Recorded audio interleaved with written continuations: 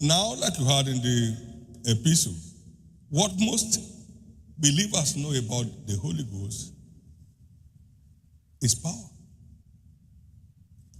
But that's one of the 7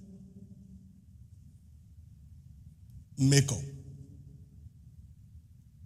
One of the 7 components of the Holy Spirit. In Isaiah chapter 11 and verse 1 and 2, we saw the 7 spirits of God listed, which was upon Christ. The Spirit of the Lord, which implies power or the anointing. And then you have the Spirit of wisdom and understanding, the Spirit of wisdom, the Spirit of understanding, the Spirit of counsel, the Spirit of might, the Spirit of knowledge, and the Spirit of the fear of the Lord, making 7.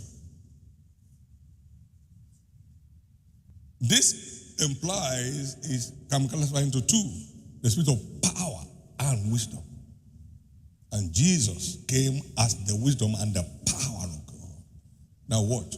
The Spirit of the Lord is power, wisdom, understanding, counsel, and the fear of the Lord, which is the beginning of wisdom. All of that represents wisdom.